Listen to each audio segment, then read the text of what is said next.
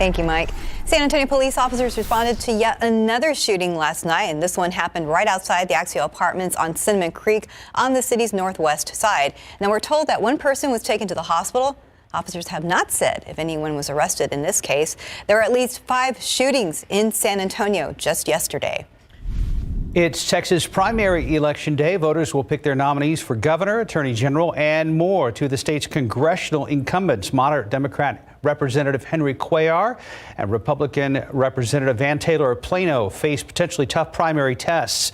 And the partisan gap appears to be closing in Bexar County when it comes to early voting in the primary. Take a look. There were only about 3,000 votes difference between Republicans and Democrats compared to the last midterms in 2018, where Republicans were 10,000 votes behind Democrats during the early voting process. While the margin has narrowed, the total number of early votes is less than what the Bexar County Elections Office anticipated. Elections Administrator Jackie Callanan says the weather may have impacted turnout. We have a list of locations online at KSAT.com. Remember, V is offering free rides to polling locations. All you need to show is your voter registration card. You're looking live this morning at Kyiv, Ukraine. This morning, a convoy of Russian troops 40 miles long is advancing towards the capital. A Pentagon official says Russia has now deployed about 75% of its combat power inside Ukraine.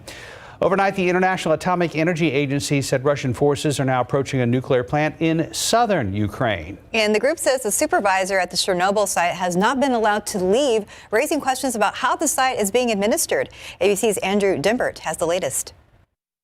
Overnight, a new round of bombs hitting Ukraine's capital, Kyiv, as the Russian invasion enters day 6.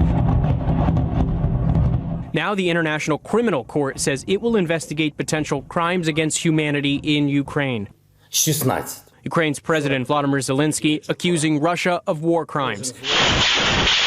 In this video from Monday, human rights organizations accuse Russian forces of using cluster bombs to pummel a residential neighborhood in Kharkiv. The weapon is banned by many countries. The bombs open mid-air just above their target, then rain down hundreds of smaller munitions over a large area.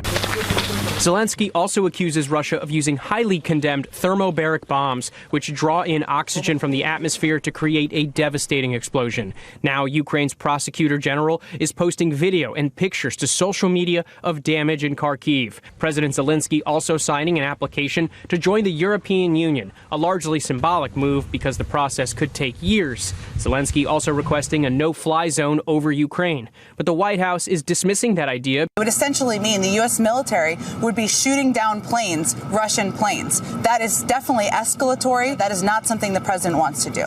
This morning, an ominous new sign from the front lines. Satellite images 3 miles.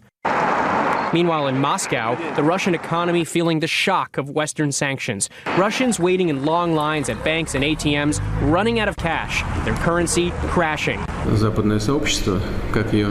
But President Putin remaining defiant, calling the West an empire of lies.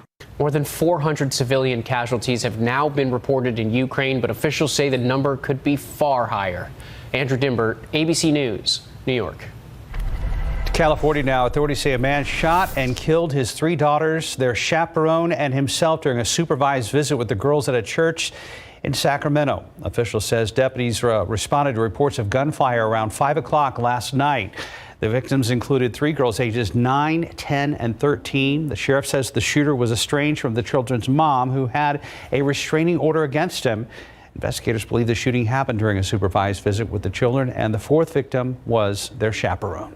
In Washington, a bill aimed at preserving the right to abortion nationwide has been blocked. Last night, the Senate failed to advance the House passed legislation in a tight 46-48 vote. Before the vote on the Women's Health Protection Act, Senate Majority Leader Chuck Schumer said the bill is needed now more than ever. The bill's failure comes as Republican-led states have introduced and advanced bills across the nation that make it harder for women to access abortions. The Texas law lets private citizens sue healthcare providers who perform the procedure.